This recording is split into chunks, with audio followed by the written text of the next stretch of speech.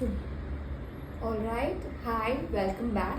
Wishing you all a very happy National Nutrition Month. There are 4 topics which have been addressed this month, but the most important topic is the usage of sugar, salt, and oil in your diet.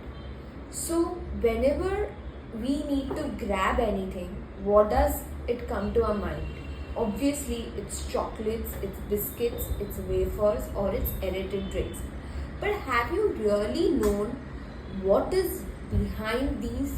I mean, have you ever read the nutritional information?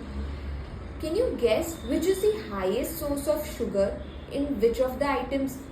It's none other than your chocolates and your biscuits. So basically, they have the highest sugar content. When you read the nutritional labels, you will see on an average that the added sugar is approximately 50 grams. And when you talk about biscuits, they have more of sodium. Sodium, by the meaning of sodium, I mean it has a combination of salt, baking soda, and baking powder. Now, the normal range of sodium should not be more than 200 milligrams. तो अब आप ये समझो कि ज़्यादा sugar और ज़्यादा salt किस में आता है. अगर आप ये पूरा एक बार खा जाते हो तो आपका जो पूरे दिन का शुगर है वो आपको एक ही गो में मिल जाता है. तो आपको बहुत सावधानी से इससे परखना है. और सबसे ज़्यादा जो न्यूट्रिशनल इन्फॉर्मेशन हर एक पैकेट के पीछे लिखा होता है वो ध्यान से पढ़ो. Second, we go to the next part, that is oil. Oil तो हम इतना खाने में यूज़ भी नहीं करते, ना ही हम कुछ ज़्यादा तला हुआ लेते हैं.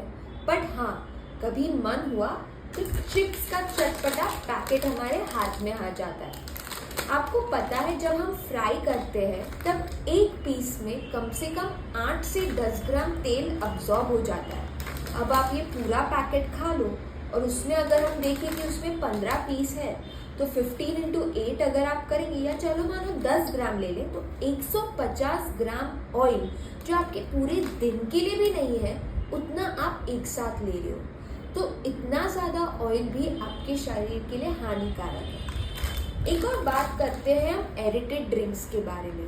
एरेटेड ड्रिंक्स या फिर हम नॉर्मल अपना कोई भी फ्रूट जूस वगैरह भी लेते हैं तो उसमें भी सोडियम की मात्रा उतनी ही होती है.